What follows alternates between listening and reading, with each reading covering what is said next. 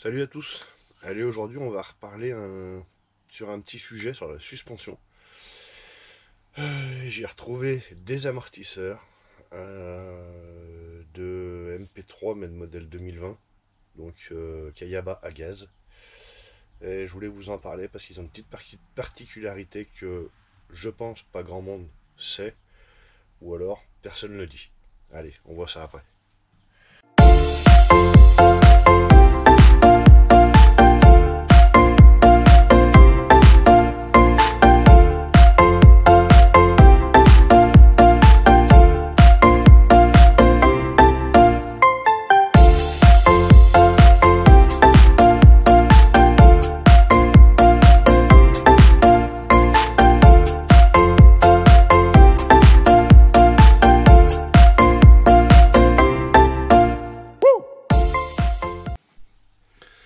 Voilà, donc les petits amortisseurs de MP3, donc modèle 2020. C'est sur les Advanced en général, Sport Advanced, il me semble, si je dis pas de bêtises. Hein. Les pros le confirmeront. Donc on a un ressort qui est un peu différent de ceux d'origine, pas de beaucoup. Il est rouge, hein, voilà. On a un truc un peu plus typé sportif. Au lieu qu'on ait une bague à cran,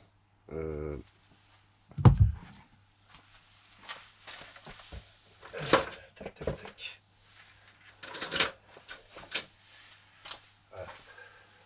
Au lieu qu'on ait une bague à cran comme ça, on a un pas de vis, voilà, avec deux ergots. On peut voir la différence de diamètre des ressorts. Ça se voit à l'œil nu, il n'y a pas besoin de prendre le pied à coulisses, ils font le double, ceux-là quasiment. Enfin, peut-être pas le double, j'exagère, mais. Donc c'est des Kayaba qui sont montés d'origine dessus. Et là, je sais pas si on va y voir. Voilà, mais c'est marqué pressure, pressure gaz, height pressure gaz, donc haute pression à gaz. Donc qui dit à gaz dit généralement beaucoup plus réactif sur les bosses et trucs comme ça, si c'est bien réglé, bien évidemment.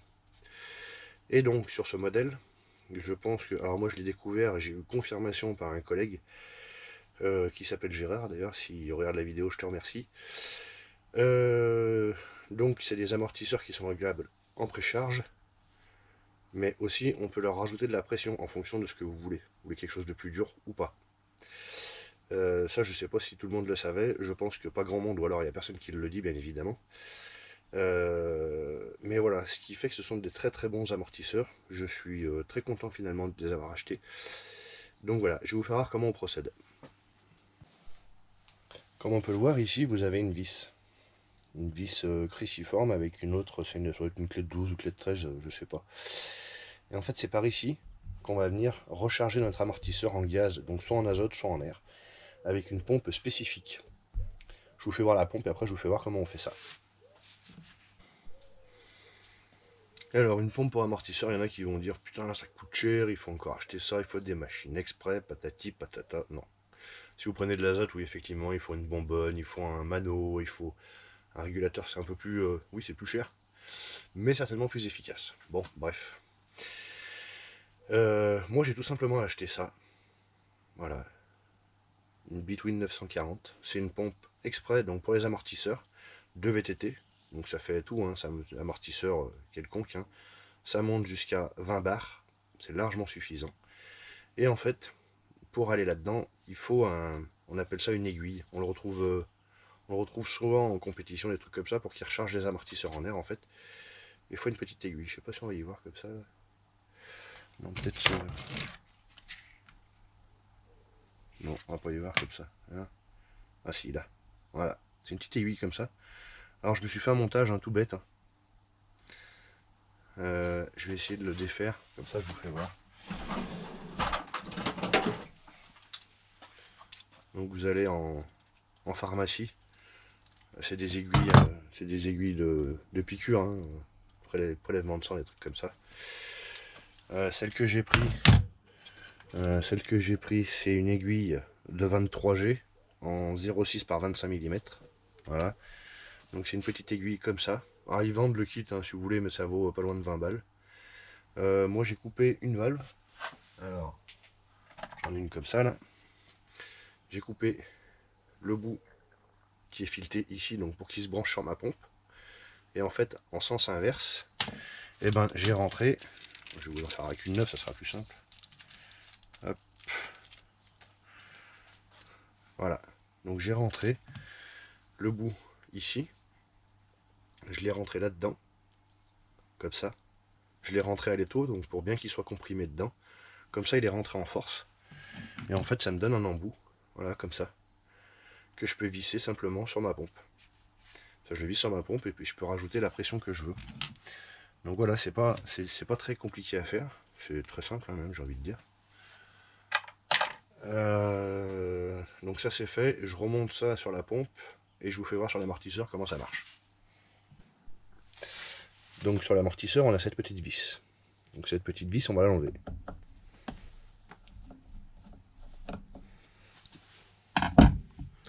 Voilà, on retrouve une vis, donc comme ça, hop, et on retrouve un petit joint dedans.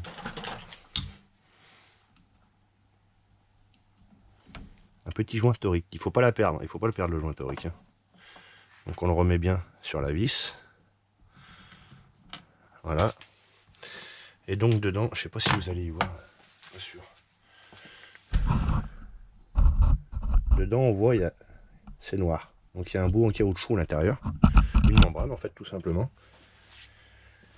Et donc avec l'aiguille, on va venir se piquer dedans. Je vais essayer de vous faire voir en même temps la pression qui va monter. Donc voilà, je rentre l'aiguille. Hop. Et on voit la pression qu'il y a dedans. Donc vous voyez là, je suis à... Bon, j'avais vérifié ce matin, j'étais à 6 bars, donc à force de le mettre... Mince, si je dégonce, ça va pas aller. On va le remettre à 6 bars. Et on pompe. C'est des pompes qui sont faites exprès. Hein. Allez, pour la perte, on va mettre 7.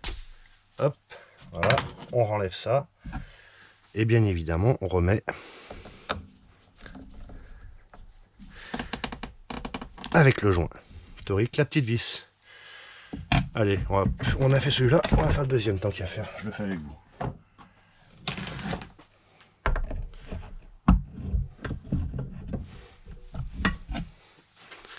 Allez, donc là pareil, on enlève la petite vis.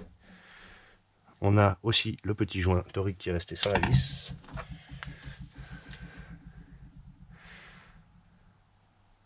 Hop, et celui-là, pareil, on va le remettre un petit peu en pression.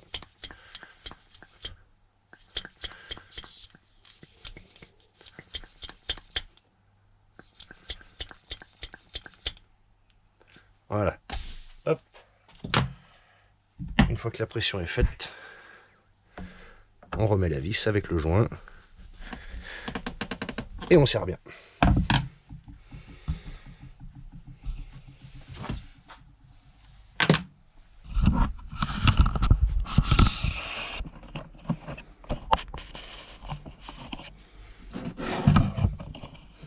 Voilà. Donc maintenant, voilà des amortisseurs donc, qui sont nickel. Hein. Bon, je les ai nettoyés, ils étaient un peu sales, ils étaient poussiéreux. Des bons amortisseurs, donc voilà, qu'on peut régler comme on veut en fait, au niveau de la précharge et au niveau de la pression aussi, avec l'air dedans. Voilà, moi j'ai mis de l'air. On peut, comme je disais, mettre de l'azote à l'intérieur. Bon, j'en ai pas de disponible, honnêtement, pour ce que je vais en faire, j'ai pas envie d'acheter de l'azote. Enfin, voilà, c'est pas donné non plus, je crois. Donc voilà, une belle paire d'amortisseurs, on va les monter sur le scout et puis on verra ce que ça donne. Je vais vérifier qu'il n'y ait pas de fuite au niveau de la buse. Pour ça, bête et con, vous prenez un peu d'eau savonneuse, mettez dessus, vous voyez si ça fait plein de bulles, ou du lave-glace. Le lave-glace est top, hein, ça mousse. Vous vérifiez ça à ce niveau-là, ici, là, vous en mettez dessus, vous vérifiez que ça bulle pas. Et des fois ici, là, au niveau de l'axe, vérifiez que ça bulle pas. Voilà, c'est tout. Après, si ça bulle pas, c'est qu'ils sont nickel. Si ça bulle, c'est qu'ils sont morts. Donc après, le petit bouchon en bas, il y a toujours un moyen, je pense, de changer des joints, des trucs comme ça doit se démonter. Hein. Mais voilà. Bon, voilà, moi je monte ça. Et puis, prochaine vidéo, on va regardez, un bruit de roulement sur le scoot. Voilà, bon je sais déjà lequel c'est, mais je vais vous faire voir comment on fait, si ça peut intéresser. Allez, salut à tous. Bon voilà, c'est monté. Donc par contre, petite subtilité pour ceux qui ont ces modèles de scoot. Là, ici, là. Vous voyez, le peu de jours qu'il y a. Eh ben, il a fallu que je décale l'échappement en fait. Donc là, j'ai mis une cale là. J'ai mis une cale hop, en dessous, ici, entre la porte et l'échappement pour pouvoir décaler. Parce que sinon, l'amortisseur il venait taper dedans. Alors à mon avis, suivant les échappements que vous avez, il faudra faire attention à ça. Voilà, sinon, bah écoutez, ça rend pas trop mal. Ah, ça lui fait une jolie gueule. Voilà, avec les petites buses ici, si jamais j'ai besoin d'assouplir. Voilà, la seule particularité, voilà, faut décaler un peu l'échappement. Pas très pratique. Mais bon, voilà, c'est la seule petite particularité. Bon, bah voilà, allez, et bah salut à tous et bon week-end.